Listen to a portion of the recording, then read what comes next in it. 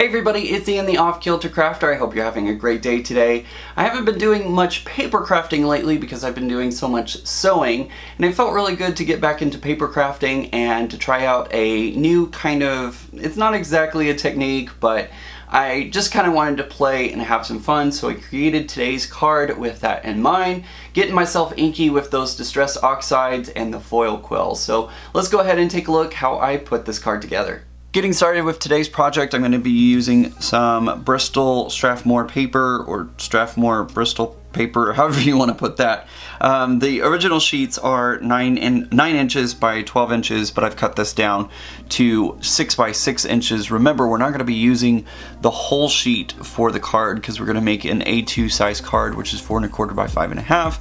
But I wanted enough area to play with and kind of really focus in where I want my image to get foiled. So that way I have a little bit of wiggle room and can kind of figure out exactly where I want that image. So what I'm going to do is I'm going to use this Bristol paper, and I'm going to be using my Distress Oxides. These are the colors that I just kind of pulled out. I don't know if these are going to be 100% representative of all the colors. I'm going to speed this up when I'm doing this so that way you can see exactly which colors I'm using.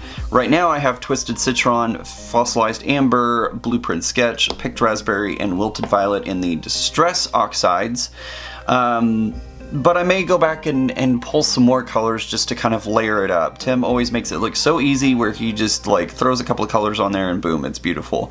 So I'm just going to keep playing. That's the reason why I decided to go with the Distress Oxides though, so that way I could have that wiggle room and could play with the layering effect. So if I need to go back in and add some more color, I can do that without muddying those colors up. So I have a squirt bottle full of water and some paper towels ready to go, and I'm going to speed this up so that way you can see it.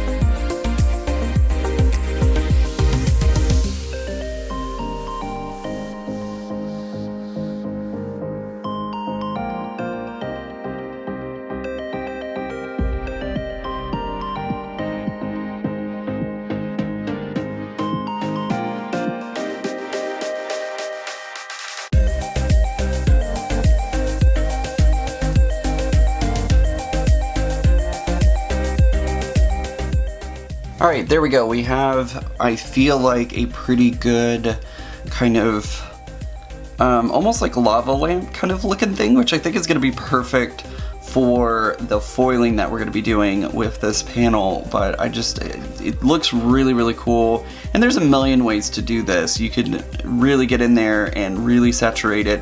The problem is Bristol paper doesn't handle water very well, so it may have been better to use some watercolor paper, but then again, whenever you do the foiling, that may not show up as well whenever using the foil quill. So, you know, you just kind of experiment and see what works. I think once I put this on the Cricut mat and flatten it down, it should work well. So that's what I'm going to do next. I'm going to make sure everything is really, really dry. It looks like there's a couple of wet spots left, so I'm just going to go over those with a paper towel and maybe hit it with the heat tool again just to make sure everything is as dry as possible. And then I'll go ahead and get this set up on the Cricut mat. So I've placed my Bristol paper onto my Cricut mat. I'm using the green mat just to give a little more strength for this, and I'm also using my brayer to really push that paper down. Since it was warped so much, I wanted to really make sure that it's laid down as best as possible. So now I'm going to go ahead and do snap mat onto my mat here, so that way I can position exactly where I want my image.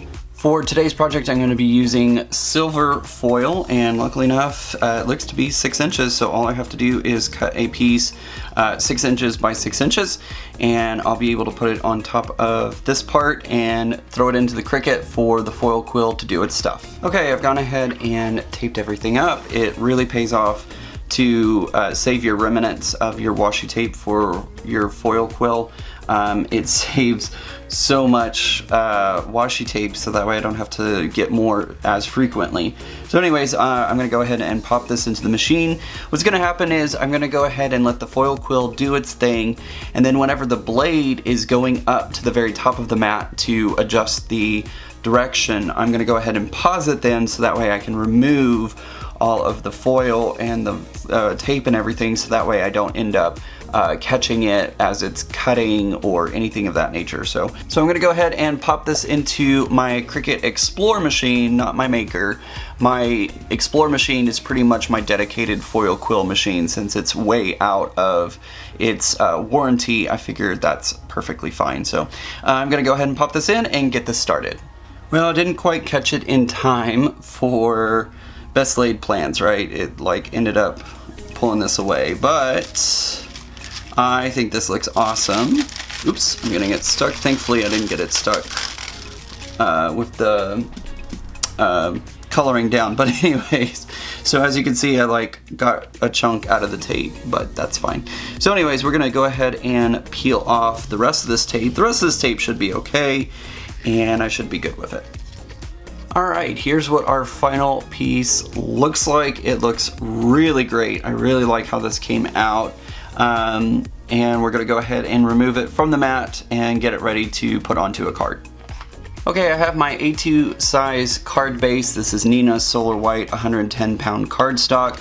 And my panel here is also 4 1/4 by 5 1/2, so it'll just fit straight on the front. I really like how this came out. This is a great card. It's hard to see on camera because of the shine, but when it hits the light, it looks real good, and I like that it kind of has that lava lamp kind of look to it. This is a great card. You could do this for a birthday, saying, I hope your birthday is out of this world.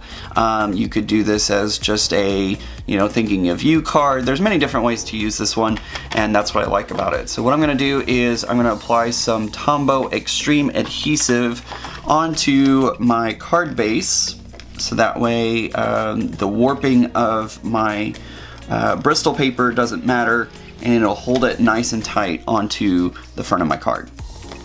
And there we go, there is our card for today, ready to write a message inside and send out in the mail.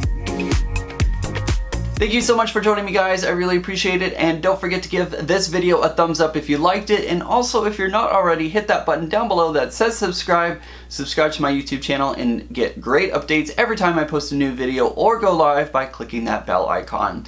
You can also check out my social media links down in the description below. Make sure to go check all those out. They include Twitter, Facebook, Instagram, and more, so make sure to come get social with me. I hope everybody has a great day, and remember guys, normal's just a setting on the dryer. Bye!